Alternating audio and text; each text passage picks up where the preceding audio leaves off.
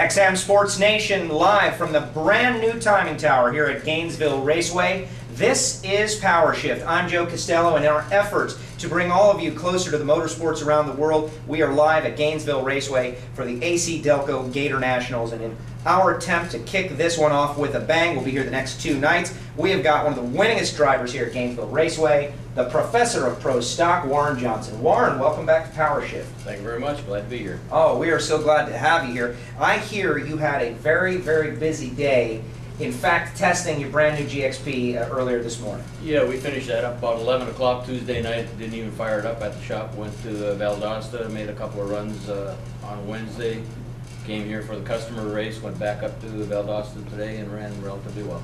Relatively well, an understatement. Are we allowed to give numbers? I just got a number reported to me. Are we allowed to give that information, or is that top secret? I have no idea what number you've got. I got 658 at 211. That's correct. We ran 663 on Wednesday at 210.34. So the GXP body, I figured aerodynamically it should be worth approximately a half mile an hour over the GTO, and it appears it runs the back half relatively well. So all we have to do is just get the front half where we need it to be, and we should be in good shape. Now, when you mentioned those calculations about the body style, how do you do that? Is that all mathematics and engineering that you can calculate the drag coefficient of one car versus the other?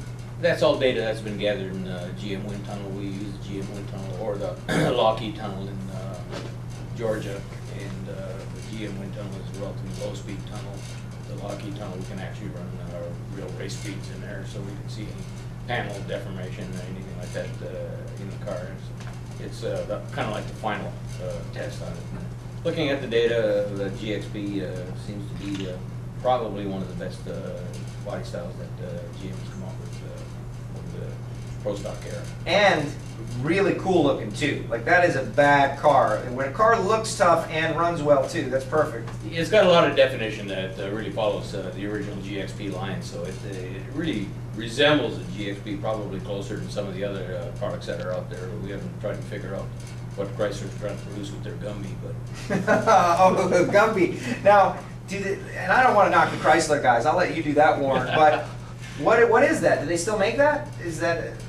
I guess it's a Stratus. I've never been able to figure out exactly what it is. It seems to change every race we go to. So, but it's one of those things that, as long as they're competitive and produce a great show for the fans, that's what we're here for. I don't really care what it looks like, as long as it passes NHRA's rules, whatever they deem as legal.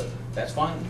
As long as it produces a show that the fans are paying good hard-earned money for. Well, NHRA Pro Stock has been a great show each and every year. It's just so competitive. You've got 16 drivers each Sunday that go out there, and it's your reaction time and whether or not you can figure out the track. We were speaking to Kurt on Tuesday night on our show, and Kurt he just started rattling off different factors that I had never thought to consider. And I've done some bracket racing myself, but just the mass amounts of data that you guys have to consider before you race is just unbelievable, and I think maybe not reported as much as it should be. I know there are a lot of techie people out there that are interested in that kind of stuff. Well, when you take all the data that everybody uses, and then you factor in, you've got the Mopars out there, you've got the Cobalts, you've got the Pontiac GXPs, and some of the GTOs out there yet.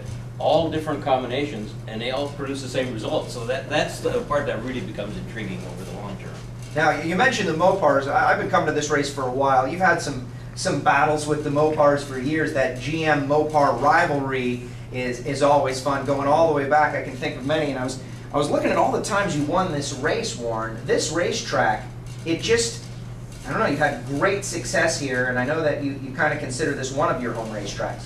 Well, yeah, we've had relatively good success over here. I think we won this particular race 9 times. But yeah, relatively good.